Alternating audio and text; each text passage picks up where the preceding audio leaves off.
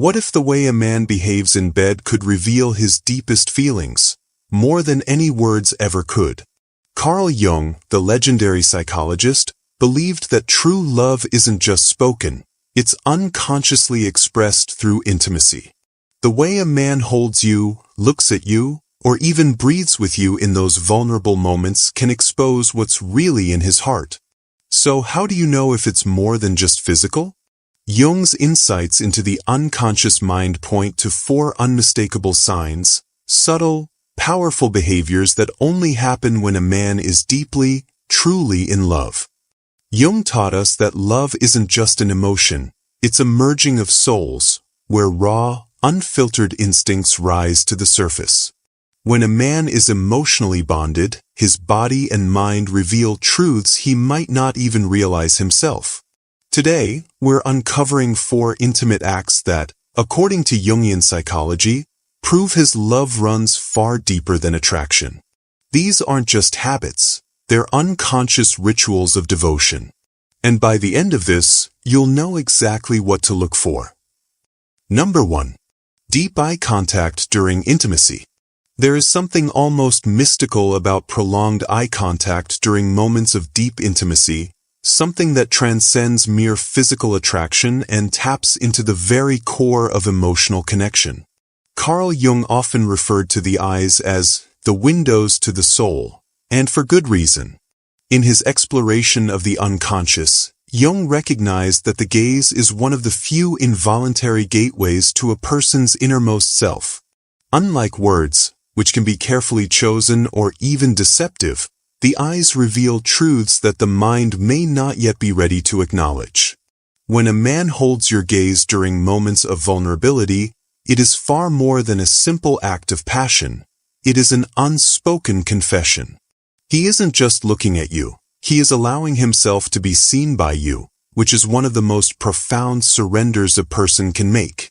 This kind of sustained eye contact is rare because it requires an extraordinary level of emotional presence.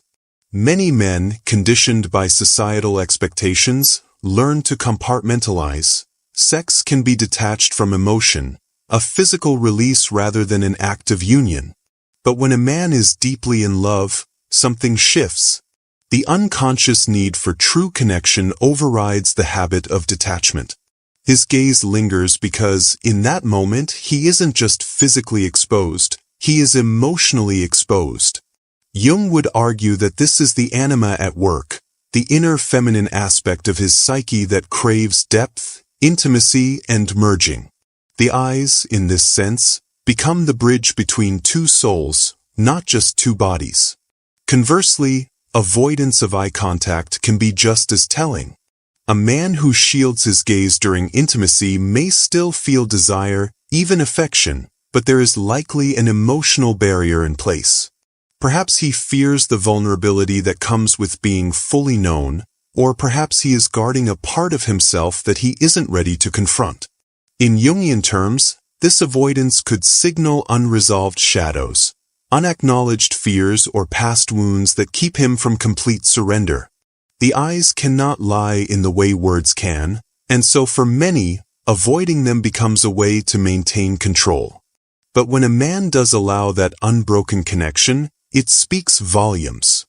It means he trusts you not just with his body, but with his self, the hidden, imperfect, unguarded version that exists beneath the surface. There is a reason lovers instinctively close their eyes during a kiss only to reopen them afterward, as if to confirm the reality of the one before them. That moment of reconnection is primal, a silent affirmation. You are here with me, and I am here with you, fully. This is why deep eye contact is the first and perhaps most revealing sign of true emotional attachment. It isn't something that can be faked or forced. It is an unconscious offering, a moment in which 2 people exist without masks. And in that shared gaze, love announces itself, not in grand declarations, but in the quiet, unwavering certainty that here, in this space, there is no need to hide. Number 2. Prioritizing your pleasure over his own. In Jungian psychology, True intimacy requires the reconciliation of opposites, the meeting of two separate selves into something greater than the sum of its parts. This sacred union, what Jung called the Konyangsho, is not merely about physical pleasure, but about the alchemy of two souls merging in mutual surrender. Nowhere is this more evident than in the way a man approaches pleasure when he is deeply in love. Lust seeks its own satisfaction, but love seeks communion. When a man prioritizes your fulfillment over his own, it is not just generosity, it is an unconscious enactment of devotion, a silent vow that your joy is inseparable from his own. Jung believed that the shadow, the repressed, unconscious aspects of our psyche, often governs our baser instincts, including selfish desire. But when a man loves deeply, something remarkable happens. His higher self overrides those primal impulses. He delays his own gratification not out of obligation, but because the act of giving becomes its own reward. This is the union of opposites in its purest form, the masculine drive to pursue harmonizing with the feminine principle of receptivity. In that balance, sex transforms from a transactional act into a sacred exchange. You'll notice this in the way he studies your responses, remembers what brings you pleasure, and derives genuine satisfaction from your fulfillment. His attention isn't performative, it's instinctive, as if your body were an extension of his own. Contrast this with encounters rooted solely in physical craving. Lust consumes, it takes what it wants with little regard for the other. But love nurtures. A man under the spell of infatuation might focus on his own pleasure, but a man in love will find himself undone by yours. Jung would trace this shift to the Anima's influence, the inner feminine guiding him toward empathy, tenderness, and a desire to merge beyond the physical. This is why the smallest acts, the way he lingers in aftercare, the way he asks, "Was that good for you?" with sincere curiosity, reveal more about his heart than any grand gesture ever could. This selflessness extends beyond the bedroom. Jung saw relationships as mirrors, reflecting back the parts of ourselves we must either confront or heal. A man who gives freely in intimacy is often one who has faced his own shadows, his fears of inadequacy, his need for control, and emerged willing to serve rather than take. That vulnerability is the hallmark of real love. It's not about perfection, it's about presence. When he puts your pleasure first, he's whispering with his body what words could never fully capture. You are sacred to me. In the end, this behavior is love's fingerprint, impossible to counterfeit, effortless in its authenticity. It proves that his devotion isn't just skin deep, it's soul deep. And that, according to Jung, is where the most profound transformations begin. Number 3. Post-sex affection and emotional openness. The moments after intimacy reveal more about a man's true feelings than the act itself. Carl Jung understood that physical closeness has the power to dissolve defenses, temporarily quieting the ego and allowing the unconscious to surface. When a man is deeply in love, sex becomes more than a climax. It becomes a doorway to emotional nakedness. This is why post-sex behavior is so telling. The way he holds you, the words he shares, the vulnerability he displays when the passion subsides. These are not conscious choices, but unconscious revelations of how he truly sees you. Jung's concept of the shadow, the hidden, often repressed parts of our psyche, explains why many men struggle with vulnerability. Society conditions men to associate strength with emotional restraint, teaching them to retreat after physical intimacy as if affection somehow diminishes their masculinity. But when a man loves deeply, this conditioning fails him. His shadow, the wounded, sensitive self he typically keeps guarded, emerges without his permission. He might pull you closer instead of turning away, share childhood memories, or simply rest his forehead against yours in silent communion. These are not calculated moves. They are the psyche's rebellion against pretense, proof that he associates you with safety rather than just pleasure. This post-sex vulnerability serves an important psychological function. Jung believed that true intimacy requires integration, the merging of our light and dark aspects with another person. When a man remains emotionally present after sex, he's demonstrating that he trusts you with his whole self, not just his desire.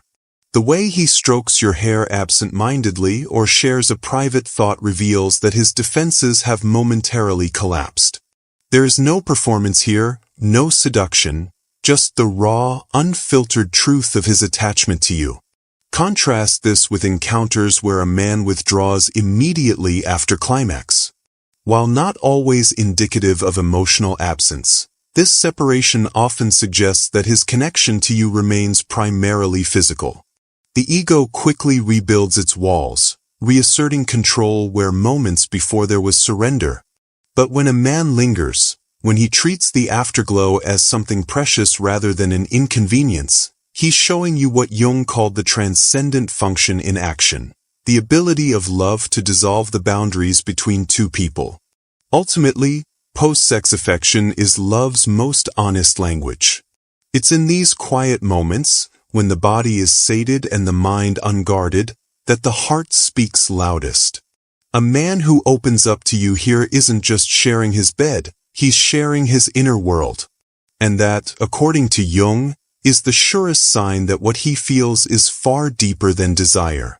It's the recognition of souls. Number 4.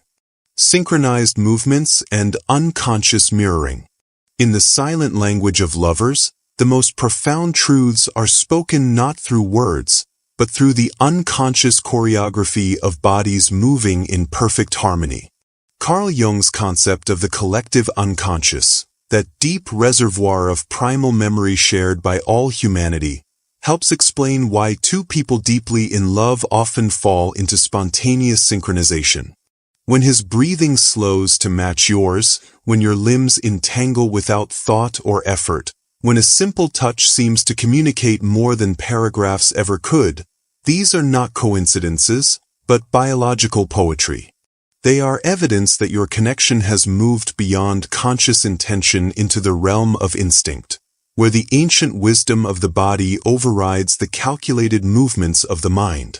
Jung believed this phenomenon stemmed from what he called participation mystique, a primordial state of emotional oneness where boundaries between individuals temporarily dissolve. In ordinary life, we maintain careful control over our physicality, but love has a way of dismantling these barriers. When a man is emotionally surrendered, his nervous system begins to resonate with yours in what science now calls limbic synchrony. His heartbeat may subtly adjust to yours. His gestures might mirror yours like echoes across some invisible bridge between souls. This isn't imitation, it's communion, the body's way of declaring what the conscious mind might still be too guarded to admit. We are no longer separate. The significance of this synchronization becomes especially apparent during moments of deep stillness. Notice how, when lying together in quiet intimacy, you might both shift positions simultaneously or sigh in the same rhythm. These micro-moments reveal that your connection operates on a level far deeper than social interaction. It's a biological dance encoded in our very DNA. Jung would argue this represents the archetype of the divine couple manifesting in real time, that ancient symbol of wholeness found in myths across cultures. Your bodies are quite literally remembering what your minds may have forgotten, that love at its highest form is a return to unity. Contrast this with the stiff, self-conscious movements of casual encounters, where each participant remains acutely aware of their separateness. Without emotional investment, the body stays guarded, movements remain calculated, and true synchronization rarely occurs. But when love is present, the need for this vigilance melts away. His hand finds the small of your back exactly when you need support. Your head nestles into the curve of his shoulder as if the space was made just for you. This effortless alignment is the physical manifestation of what Jung called enantiodromia, the tendency of opposites to move toward their counterpart, creating balance. What makes these unconscious movements so profoundly intimate is their complete authenticity. Unlike spoken declarations which can be crafted or controlled, the body's language of love cannot be falsified.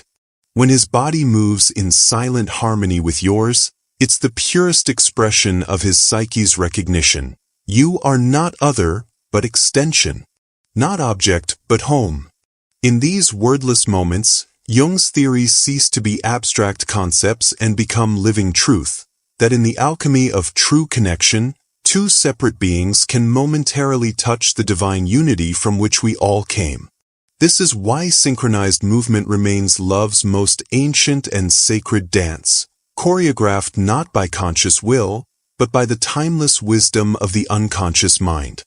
Carl Jung, the pioneering Swiss psychiatrist, saw love as far more than a fleeting emotion or social construct. It was a profound psychological event, a collision of the conscious and unconscious mind. At the heart of his theory lies the concept of the Anima and Animus, the hidden feminine and masculine aspects within each of us. According to Jung, every man carries an inner feminine image, the Anima, shaped by his experiences, expectations, and even cultural influences. When he falls deeply in love, he isn't just drawn to a woman, he's encountering a reflection of his own soul. This is why the right partner doesn't just feel exciting, she feels familiar, as if she's always been part of him. The stronger the emotional pull, the more his anima aligns with her essence, creating an almost mystical sense of recognition. This is why some loves feel destined, as if they were written in the stars, because, in a way, they were written in his psyche long before they ever met. But this projection is only the beginning. True intimacy, in Jung's view, requires something far more vulnerable, the willingness to lower the masks we wear in daily life. Most men are conditioned to suppress their sensitivity, to armor themselves against judgment. Yet when a man is deeply in love, something shifts. The unconscious mind, the vast, hidden part of us that stores instincts, fears, and desires, begins to override his defenses. He doesn't just want to be close, he needs it at a primal level. This is why you'll notice subtle but unmistakable shifts in his behavior when he's emotionally bonded. He might share childhood memories without prompting, or his body language might soften in ways he can't control. These aren't calculated choices, they're involuntary surrenders to the depth of his connection. Jung also believed that the unconscious speaks most clearly in moments of intimacy, not just through words, but through symbols, sensations, and instinctive actions. Think of the way lovers synchronize their breathing, or how a man's touch becomes almost reverent when his emotions are fully engaged. These aren't just romantic gestures, they're manifestations of the unconscious mind weaving two people together. In Jungian terms, love is alchemy. It transforms the base metal of physical attraction into the gold of spiritual union. And when a man is truly in love, his unconscious will betray him in the most beautiful ways. So how does this hidden psychology reveal itself in the bedroom? The answer lies in 4 unmistakable behaviors, acts so intimate, so revealing, that they bypass the conscious mind entirely. These aren't tricks or learned techniques, they're the raw, unfiltered language of a man's heart. Now, let's dive into the 4 intimate behaviors that expose his true feelings. These 4 unconscious behaviors, deep eye contact, selfless giving, post-sex vulnerability, and synchronized movement, form the silent language of a man's devotion. Carl Jung's wisdom reminds us that love is never just an emotion, it's an embodied truth, written in the unguarded moments between two people. If your partner does these things, you're not just sharing a physical connection, you're sharing a psychological and spiritual bond that transcends the ordinary. So now we turn it over to you. Does your partner show these signs of deep love? Have you noticed other unconscious behaviors that reveal his true feelings? Share your experiences in the comments below. We'd love to hear your stories and insights. If this exploration of love through Jung's lens resonated with you, don't forget to like and subscribe for more psychology-driven relationship wisdom. Want to go deeper? Let us know if you'd like our next video to uncover Jung's red flags in relationships, the hidden psychological warnings that reveal when a connection may be unhealthy or unfulfilling. Until then, remember, the body never lies about love. Pay attention to what's whispered beneath the words, and you'll always know where you truly stand.